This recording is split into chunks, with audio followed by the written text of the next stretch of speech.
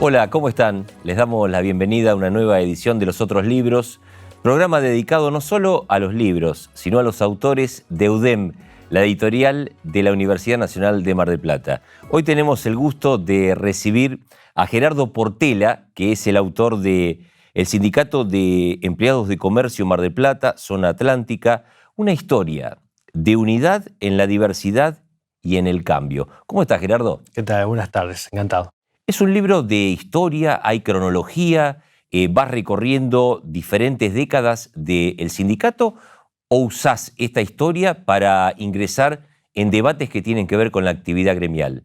Justamente lo segundo, es un libro que efectivamente se inscribe en la disciplina histórica, pero se centra en una de las vertientes más importantes y que ha tenido más intenso desarrollo en los últimos años, que es la discusión sobre la memoria histórica.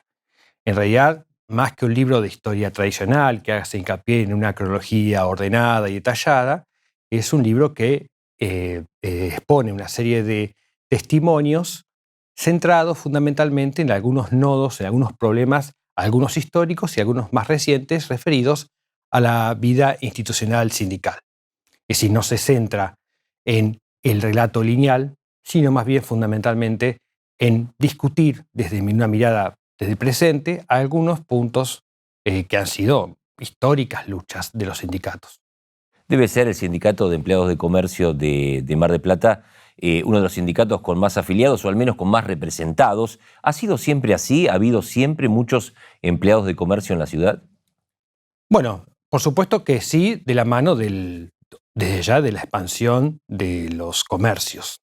Vale remarcar que la obra efectivamente se centra en el Sindicato de Empleados de Comercio Mar del Plata, Zona Atlántica, pero por supuesto pretende ampliar el horizonte de análisis hacia otras experiencias sindicales y, por supuesto, indefectiblemente, entrelazar la vida comercial de la ciudad con otras cuestiones de la vida tanto económico como social de la ciudad y de la región. Efectivamente, como vos estás comentando, la cantidad de afiliadas y afiliados en otros tiempos y actualmente ha sido siempre muy significativa y proporcionalmente comparado con otras afiliaciones de la ciudad y de la región, o la más grande o una de las más grandes. Pero no solamente la cantidad numérica, sino también la diversidad de personas que están representadas por este sindicato, teniendo en cuenta no solamente la diversidad de comercios, sino también la diversidad socioeconómica, sociocultural, ideológica, múltiples aspectos que hacen a lo que nosotros definimos como el empleado mercantil una entidad enormemente heterogénea. Y efectivamente esa heterogeneidad ha tenido, como todo conjunto, la palabra conjunto obviamente es una categoría que uno utiliza para ordenarse, pero en realidad está aludiendo a una cuestión mucho más amplia cuyas definiciones o límites son discutibles. Durante mucho tiempo ha sido, sin duda, un sindicato que ha nucleado a mucha gente y además ha tenido actividades más o menos intensas o de un tipo o de otro en función también de los avatares socioeconómicos tanto de la ciudad como del país. La representación gremial está identificada desde 1945 con el peronismo. Hay muchos gremios que han tenido únicamente secretarios generales de ese partido o identificados con el movimiento justicialista, para denominarlo de alguna manera. ¿Ocurrió lo mismo con el Sindicato de Empleados de Comercio? La experiencia peronista, por usar una, una definición que hoy en día sigue siendo parte del debate sobre qué es el peronismo, si es un movimiento, si es un partido, si es una idea o ideología, forma parte de la historia y de la memoria del Sindicato de Empleados de Comercio Mar del Plata, Zona Atlántica. Pero es una parte indudablemente importante, una parte que le dio un impulso muy significativo en muchos aspectos, de la mano, desde luego, no solamente del escenario provincial y nacional, sino también desde ya conforme a las renovaciones que se estaban dando en los ámbitos sindicales de otros sectores. Pero el Sindicato de Empleados de Comercio tiene una historia en la que atraviesa mucha diversidad ideológica. Socialistas, efectivamente, peronistas, por supuesto, radicales de allá, y otras vertientes que se acercan a líneas que hoy en día algunas no están vigentes, otras pueden ser redefinidas, otras no, se manifiestan más independientes, pero al fin y al cabo marcar, y esto creo que es importante a tu pregunta, que la diversidad ideológica no solamente forma parte del relato de esa historia, sino también forma parte de la actualidad. Es decir, hoy y hace tiempo, eso es una política definida por su dirigencia hace ya tiempo, se brega por lograr la unidad en la diversidad, reconociendo efectivamente que uno de los aspectos más fuertes es esta diversidad ideológica, no solamente en las dirigencias sindicales, sino en su enorme conjunto de representadas y representados, sino también, por supuesto, dar cuenta de que esa diversidad no necesariamente conduce a facciones o fracturas, sino que lo que demuestran en gran parte las dirigencias recientes es que esa diversidad es un componente constitutivo y necesario de la unidad. Es decir, la unidad en la diversidad, no solamente como proyecto, sino como una posibilidad fehaciente que se demuestra cotidianamente. Gerardo, incluiste entrevistas en el libro. ¿A quién entrevistaste? El cuerpo del texto incluye entrevistas a personas que están vinculadas con el ámbito mercantil, lo cual, decir ámbito mercantil, insisto, es enormemente amplio. No solamente empleados y empleadas del comercio, también ex empleadas y ex empleados de comercio, algunos activos, otros ya jubilados, y por supuesto a dirigentes del sindicato de otro tiempo o actuales. Algunos que tienen un rol específico ahora tuvieron otros roles en otro tiempo, ¿no? Digamos, si nos centramos en algunos, no lo son, o sea, tuvieron un rol en algún tiempo y obviamente transitaron la vida institucional con roles que fueron cambiando. No solamente cambiaron en la estructura del sindicato, sino también en los escenarios en los cuales actuaron. Ya no es lo mismo ser secretario general en un tiempo que en otro, no se disponen de los mismos resortes institucionales en un tiempo que en otro, ni de los mismos vínculos con tales o cuales fuerzas sociales y políticas en cada momento. De forma tal que no es lo mismo decir tal rol en tal tiempo, teniendo en cuenta que cada escenario, por supuesto, cambia. Entonces las entrevistas son muy diversas, incluyen a la mayor diversidad posible, el mayor abanico posible de posicionamientos ideológicos que se traslucen justamente en sus testimonios. Y en el libro particularmente transcribimos algunas de las entrevistas que, por supuesto, desde un criterio académico, parecieran iluminarnos o poner en tensión con mayor fuerza determinados parámetros, determinados temas. Y a eso, Martín, justamente sobre este punto quería remarcar un punto que se complementa un poco una pregunta inicial. Todas las entrevistas, fundamentalmente las que están transcriptas, se centran en unos nudos, en unos problemas teóricos, históricos. Por ejemplo, la discusión en torno a la horizontalidad y verticalidad en un sindicato. Tanto en su momento, cuando ellos fueron lo que fueron, o dicen ser lo que fueron, o creen que fueron lo que fueron, y también, por supuesto, en el hoy, o cómo hoy lo ven a eso, ¿no? La mirada retrospectiva, que ahí está la cuestión del ejercicio de la memoria, ¿no? Es decir, preguntas, inquietudes, conceptos, categorías, sensibilidades, intereses del presente que analizan, atraviesan con ese prisma aquello que se vivenció. Entonces, necesariamente, el relato sobre aquella experiencia no necesariamente es idéntico en cada tiempo. Otro nudo, por ejemplo, de discusión que siempre está, es la discusión sobre la representatividad. Digamos, cómo un sindicato representa, quiénes son sus representantes y qué se espera de quienes representan a otros y a otras. Otro nudo problemático que aparece en todas las entrevistas que están transcriptas es la discusión sobre el rol posible y real de las personas que se jubilan. Actividad, pasividad, ¿cuál es el aporte que tienen esas personas, tuvieron y tienen en el mundo sindical? Otro nudo de discusión que en parte está orientada en las preguntas, pero también emergen de los propios, hasta espontáneamente de algunos de los entrevistados, es la discusión sobre cuál es el rol del sindicato o de los sindicatos en este nuevo mundo del trabajo, que es cambia de forma tan radical y vertiginosa. En el caso particular del mundo del mercantil hay algunos puntos que son singulares, pero que algunos otros atraviesan al conjunto de trabajadoras y trabajadoras. También la discusión, que otro nudo que se discute, es la perspectiva de género. Es decir, cómo analizar no solamente las experiencias actuales y recientes, sino también las de antaño, en torno a el rol o roles que pueden, si deben, si conviene, si les parece, si lo aceptan, todas esas cuestiones que obviamente atraviesan no solamente temas de índole institucional administrativo, sino también cultural y social. Entonces esa cuestión también emerge en las exposiciones de las personas. Y un punto también central que aparece en todas las entrevistas y donde también se quiere hacer hincapié, se hizo hincapié, es en el rol del sindicato, no solamente en la discusión sobre la provisión de servicios, sino también en el rol del sindicato o de cualquier sindicato en torno a la formación de cuadros sindicales. ¿Cómo es esa formación? ¿Qué apuesta tiene que haber? ¿Cuál es la relación entre formación sindical y derechos? ¿Y cómo se forma una dirigencia sindical inscripta y adaptable a estos tiempos de cambio?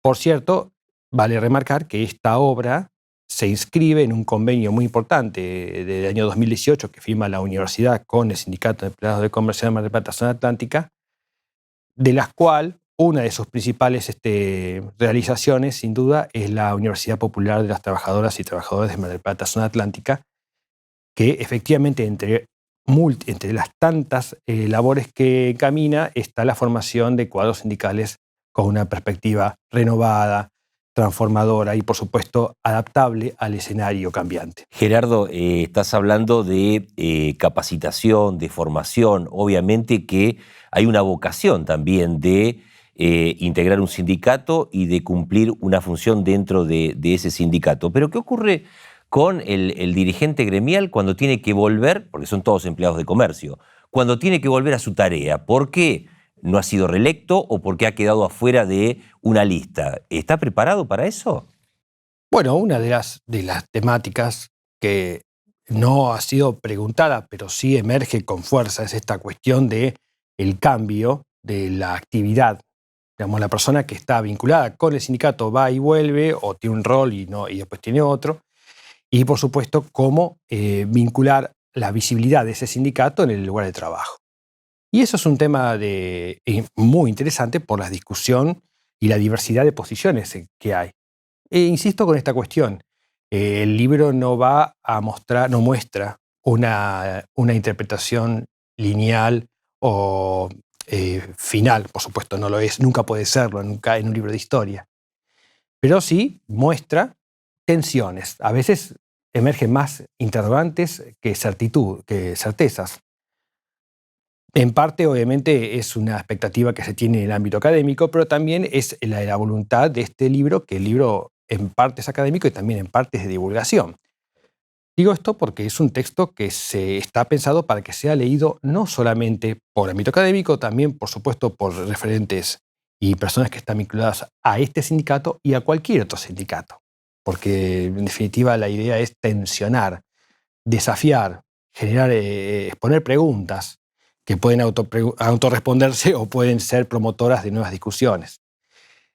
Dicho esto, señalaré sobre tu pregunta que efectivamente una de las inquietudes es cómo cada individuo se vincula con el sindicato y con su medio de trabajo a lo largo de su historia laboral. No solamente está la cuestión del retorno al ámbito de trabajo después de haber pasado por la experiencia sindical, sino también cómo esa persona se vincula con las medidas de fuerza o con los planteos en torno a la vida laboral. Un punto acá creo que clave es la discusión sobre los derechos laborales. Por supuesto, hay mucha legislación, ha habido muchos avances, todo eso, en parte, bien sabemos, ha sido resultado de duras luchas y resistencias.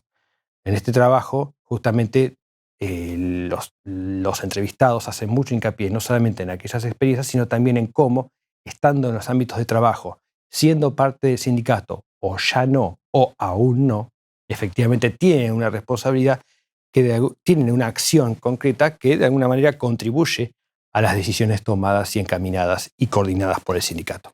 En Mar del Plata la mayoría de la gente sabe que el 26 de septiembre es el Día del Empleado de Comercio. ¿Por qué? Porque tiene un gran acatamiento y parece que hay un respeto de los empresarios a que ese día el empleado no trabaje. ¿De dónde viene la fecha y por qué esa actitud, obviamente loable, de no cuestionar ese día que puede caer lunes, martes, miércoles y se respeta a rajatabla? El 26 de septiembre, como señalabas, es el Día del Empleado de Comercio. Y esa efeméride laboral lo es y tiene la jerarquía que tiene ahora y la tuvo en su momento, pero tuvo también sus grandes resistencias y su prohibición prácticamente. Es decir, no es que la fecha deja de existir, pero las manifestaciones o el feriado puntualmente por un tiempo grande no estuvo y fue resultado de una decisión arbitraria. ¿Cuándo fue eso, Gerardo? Bueno, el 26, o sea, el terrorismo de Estado, entre tantas acciones propias que lo definen como tal, también efectivamente tomó decisiones de restricción sobre muchas de las acciones que evocaban logros o triunfos de la lucha por los derechos del trabajo, los derechos del trabajador o trabajadora. Y en este caso, justamente el 26 de septiembre, evoca precisamente los logros de derechos laborales de los empleados de comercio que no se acotaron de ninguna manera a los trabajadores mercantiles, sino que fueron sustento para la construcción de legislación laboral de enorme valor y que estuvo a nivel nacional, trascendiendo, por supuesto, las fronteras de la representación mercantil. Por eso el 26 de septiembre no es solamente, que no es poco decirlo, por supuesto, la evocación de los logros por los derechos de los trabajadores y trabajadoras de empleados de comercio, sino también, por supuesto, parte de la gran historia difícil, resistente, conflictiva y por momentos muy dura de la lucha por los derechos de trabajo en la Argentina. Mercado electrónico, seguramente esto va a replantear lo que es el trabajo convencional. Hay que adaptarse. ¿Cómo se está pensando desde el gremialismo en general? Particularmente en el ámbito mercantil, esto que vos estás preguntando es central. Por supuesto, el trabajo cambia. Decir esto es obvio, pero dar cuenta de que el trabajo no necesariamente está asociado a un lugar de trabajo, eso sí es algo relativamente reciente. Y eso genera severas discusiones, interesantes discusiones, no solamente en el ámbito de trabajo, sino también en el ámbito sindical. Digamos, ¿cómo representar a una trabajadora o trabajador que no está en un lugar de trabajo específico, sino que está haciendo, bien decís, una labor desde su casa, con una plataforma, ¿no?, digital? Esa situación es una situación novedosa. Justamente gran parte de la lucha tiene que ver, la histórica lucha sindical tiene que ver con la visibilidad en la calle, la acción colectiva, muchas veces numerosa, muchas veces elocuente, en un determinado territorio. Y la desterritorialización, la desmaterialización de esa acción, y más bien una acción que va más por un espacio digital, no material, muchas veces inscripto en redes sociales, desafía severamente no solamente a los trabajadores y trabajadoras, sino también a las dirigencias sindicales. Entonces, en la obra, precisamente uno de los puntos es justamente reflexionar sobre cuál debería ser la actividad de los dirigentes sindicales y en particular los dirigentes de mercantiles, sindicato mercantil, para efectivamente tener un activo compromiso y acción real y transformadora en la defensa de los derechos laborales en un ámbito que se transforma desmaterializándose. Por supuesto que hay muchos comercios donde seguirá imprimando la presencialidad y la presencia, pero en territorios donde esa presencia no es tal o es discontinua o está distribuida en distintas sedes, genera más interrogantes que certezas. Precisamente la formación de sindicalistas capacitadas y capacitados para una adaptación constante a estos tiempos es a una meta de enorme de urgencia y valor. Y de hecho, este sindicato efectivamente hace tiempo que está bregando por esa formación, no solamente para sus cuadros dirigenciales, sino también, por supuesto, para otros sindicatos. Gerardo, antes de agradecerte tu participación en los otros libros, hiciste alusión a las cuestiones de género y también a esto de cambiar una mirada que obviamente en toda la sociedad en general ha sido machista. La mujer ha recuperado mucho espacio y lo sigue recuperando. Uno entiende que en el sindicato de camioneros o de colectiveros no haya dirigentes gremiales porque no hay ni camioneras ni colectiveras. Pero en el sindicato de empleados de comercio, ¿por qué no ha habido, por ejemplo, una secretaria general, teniendo en cuenta que la mayoría, entiendo yo, de los empleados de comercio son mujeres? Esa característica que está señalando efectivamente es distintiva, no solamente del ámbito laboral, ¿no? Empleadas de comercio en este caso, sino por supuesto en la presencia de mujeres en el sindicato. Por supuesto, esto ha sido una historia cargada de construcción muchas veces compleja. La incorporación de la mujer en el sindicato de empleados de comercio es temprana, por supuesto, pero bien señalás, no siempre ha sido en los cuadros más importantes de decisión. Es importante subrayar que ahora la subsecretaria del sindicato efectivamente es una mujer, pero ese logro no es una construcción en absoluto simple. Más bien por el contrario. El Sindicato de Empleados de Comercio justamente ha incorporado incorporó lo que la ley establecía, que era la incorporación, el cupo femenino en las dirigencias sindicales, pero también ha llevado eso a un nivel mayor, que es que efectivamente la presencia de mujeres no solamente está en lo que se decide, sino también en las listas electorales cuando se define la comisión directiva del sindicato. O sea, hay un porcentaje definido en la lista, no necesariamente en la dirección final, que efectivamente aún es mayor. Y eso es importante remarcar, porque hay una reforma estatutaria del Sindicato de Empleados de Comercio Mar del Plata, Zona Atlántica, en la cual se incorpora a la mujer ya no por una cuestión de la ley de cupo que establece la ley, sino precisamente porque las listas efectivamente ya la incorporan. Eso en términos formales. Ahora, después, por supuesto, de la mano la presencia activa, y eso es importante porque la presencia activa de la mujer en la vida sindical va siendo reformulada de la mano, por supuesto, de los cambios sociales y culturales que todos estamos vivenciando respecto de las cuestiones de género. Esa incorporación activa de la mujer no es lo tradicional, sino más bien también incorporar a la mujer en equiparación de mirada. Es decir, su mirada es tan válida como cualquiera. Todos y todas las personas que forman parte de la vida sindical tienen una voz de equivalente valor.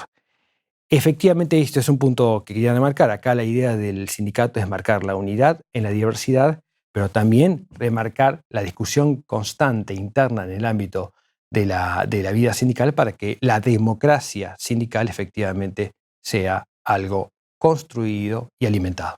Gerardo, muchas gracias. No, gracias a vos, encantado. Y gracias a ustedes. Nos reencontramos en la próxima edición de Los Otros Libros.